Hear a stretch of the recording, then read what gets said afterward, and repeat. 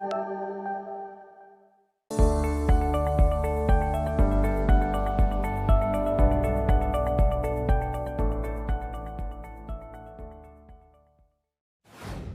एक माता blue whale बच्चे को जन्म देती है तो नवजात 9 मीटर लंबा होता है। अन्य स्तनधारी जीवों के समान माता व्हेल अपनी शिशु को दूध पिलाती है और उसके दूध में मनुष्यों की तुलना में 10 गुना अधिक वसा होता है। यही कारण है कि व्हेल संतति बहुत तेजी से बढ़ते हैं। ये एक दिन में 90 किलोग्राम तक वजन बढ़ा सकते हैं। प्रत्येक सजीव के लिए वृद्धि की अवधि मनोरंजक होती है। अन्य जीवों में वृद्धि किस प्रकार होती है? हमारे उद्देश्य हैं वृद्धि में भिन्न प्रतिरूपों को जानना, वृद्धि के प्रतिरूपों के अनुसार आलेख को समझना। आइए मिट्टी में एक सेम के बीज के अंकुरित होने को समझते हैं। बीज मिट्टी से जल अवशोषित करता है और फूल जाता है। वृद्धि सभी सजीवों की एक महत्वपूर्ण विशेषता होती है। एक बीज अनुकूलन स्थितियों में अंकुरित होना शुरू करता है। मूलांकुर तथा प्रांकुर बीज से निकलते हैं।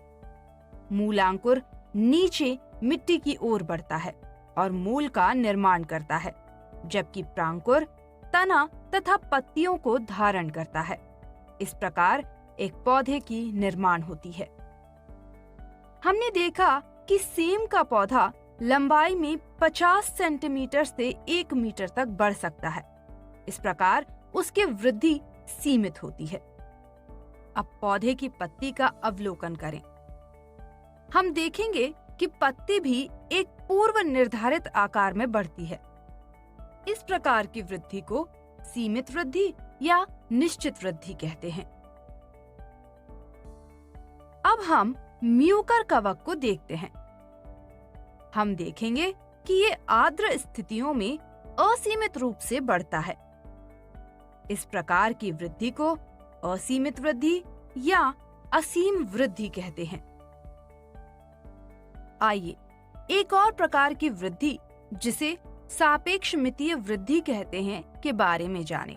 एक शिशु मेंढक का उसके मस्तिष्क के साथ अवलोकन करते हैं। हम शरीर के साथ उसके मस्तिष्क की वृद्धि को भी देखते हैं, लेकिन एक निश्चित आयु सीमा के पश्चात मस्तिष्क की वृद्धि रुक जाती है, जबकि शारीरिक वृद्धि जारी रहती है और वो एक मेंढक बन जाता है। अतः मस्तिष्क की वृद्धि शरीर की वृद्धि के अनुपातिक नहीं होती है।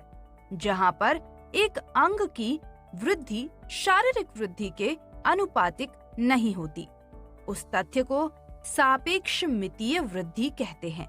एक तरुण मछली के मामले में हम उसके पख को देखेंगे, जो उसके शरीर की तुलना में छोटे होते हैं। जैसे जैसे मछली में वृद्धि होती है, पख का आकार भी बड़ा होता जाता है। अब हम यदि वृद्धि की तुलना करें तो देखेंगे कि पख शरीर की वृद्धि के अनुरूप बढ़ते हैं। जहाँ अंग की वृद्धि शारीरिक वृद्धि के अनुपात में होती है, उस परिघटना को सममितीय वृद्धि कहते हैं। जल में हम मच्छर के अंडे देखते हैं। अंडे सेने के बाद लार्वा में परिवर्तित हो जाते हैं। लार्वा अंततः प्यूपा का निर्माण करते हैं। ये और विकास करके मच्छर के रूप में प्रकट होते हैं। इस तरह की वृद्धि असतत होती है और इसे सविराम वृद्धि कहते हैं। आइए हम आलेख के रूप में वृद्धि के प्रतिरूप को समझें। जब हम पौधे में सीमित वृद्धि के लिए आलेख को देखते हैं तो पाते हैं कि पौधा एक निश्चित आयु तक वृद्धि करता है, तत्पश्चात उसकी वृद्धि रुक जाती है।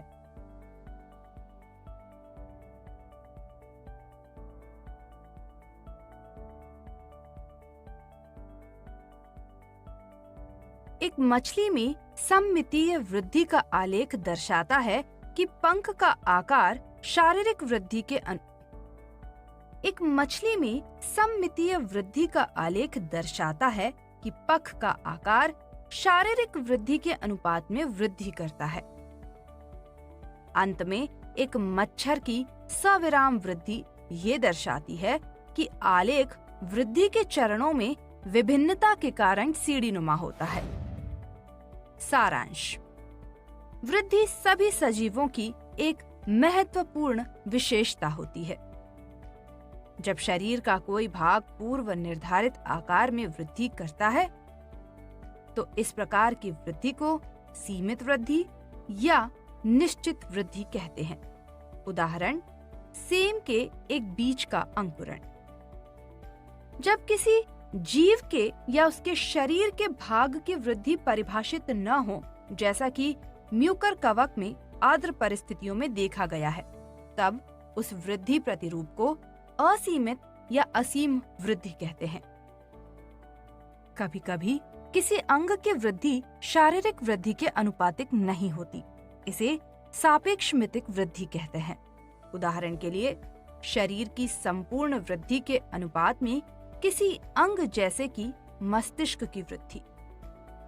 यदि अंग की वृद्धि शारीरिक वृद्धि के अनुपात में होती है तो इसे सममितीय वृद्धि कहते हैं।